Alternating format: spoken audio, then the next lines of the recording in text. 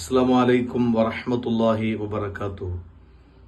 അൽഹംദുലില്ലാഹ് വസ്സലാത്തു വസ്സലാമു അലാ അഷ്റഫി റസൂലില്ലാഹ്.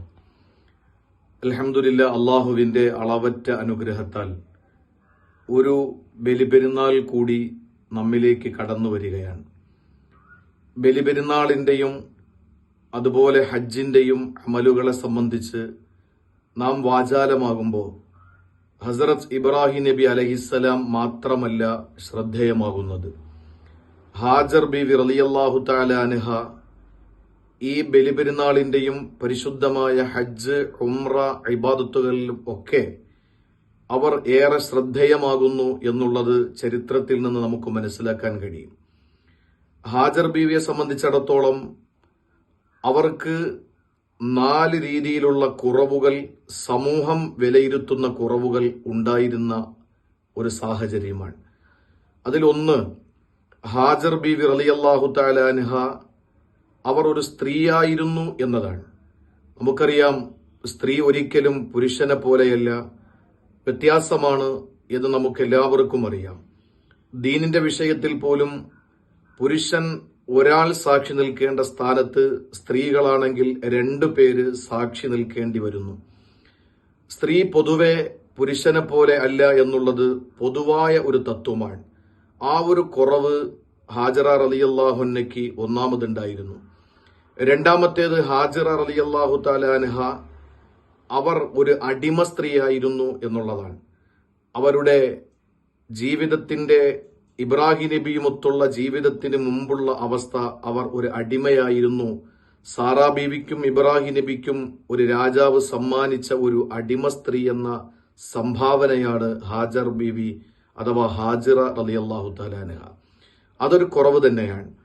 മൂന്നാമത്തെ ഒരു കുറവ്, ഹാജറ ബീവി റളിയല്ലാഹു തആല അൻഹ ഏറെ സൗന്ദര്യമുള്ള ഒരു സ്ത്രീ അല്ലായിരുന്നു, ഒരു കാപ്പിരിയായ കറുത്ത സ്ത്രീയായിരുന്നു എന്നുള്ളതാണ്.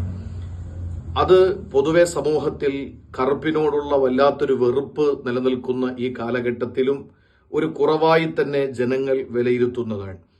നാലാമത്, ഹാജറ റളിയല്ലാഹു തആല അൻഹ സ്വദേശിയല്ലായിരുന്നു, വിദേശിയായിരുന്നു എന്നുള്ളതാണ്. ഈ 4 കുറവുകൾ ഹാജറ ബീവിക്ക് ഉണ്ടായിരിക്കുമ്പോഴും ഹാജർ ബീവി റളിയല്ലാഹു അൻഹ തന്റെ മകന് കുടിവെള്ളം കൊടുക്കുന്നതിനു വേണ്ടി ഓടിയ ഭാഗം രാജാക്കന്മാരും ഭരണാധികാരികളും പുരുഷന്മാരും സ്വതന്ത്രരും കാണാൻ സൗന്ദര്യമുള്ളവരും ഒക്കെ ഓടുന്നത് ഇബാദത്താക്കി അല്ലാഹു തആല മാറ്റി. എന്താണ് അതിന്റെ പിന്നിലുള്ള കാര്യമെന്ന് ചോദിച്ചാൽ, ഹാജറ റളിയല്ലാഹു അൻഹയുടെ ജീവിതത്തിൽ അള്ളാഹുവിനെ ഹൃദയത്തിന്റെ ഉള്ളറകളിൽ കോറിയിട്ട 2 പ്രധാനപ്പെട്ട സംഭവങ്ങളാണ്. ഫലരഹിതവും ജനരഹിതവും ജലരഹിതവുമായ മരുപ്പച്ച അകലെയായ മരുഭൂമിയിൽ ഇബ്രാഹിം നബി ഉപേക്ഷിച്ചു പോകുമ്പോൾ അള്ളാഹുവിന്റെ കൽപ്പനയാണ് എന്ന് കേൾക്കുമ്പോൾ ഇതെല്ലാം ഉളിഅന പൊയ്ക്കോളൂ എന്ന് പറയുന്ന ഒരു മാനസികമായ അവസ്ഥ. തന്റെ മകനെ ബലി കൊടുക്കണമെന്ന റബ്ബിന്റെ തീരുമാനമാണെന്നറിയുമ്പോൾ തന്റെ മകനെ ഒരുക്കി കൊടുക്കാനുള്ള ഒരു മാതാവിന്റെ മനസ്സിന്റെ വ്യഗ്രത, അള്ളാഹുവിന് സർവ്വതും സമർപ്പിച്ചതുകൊണ്ട് ഇബ്രാഹിം നബിയുടെ ഭാര്യ ഹാജറ ബീവിക്ക് അള്ളാഹു കൊടുത്ത വലിയ ഒരു പുണ്യമാണ്.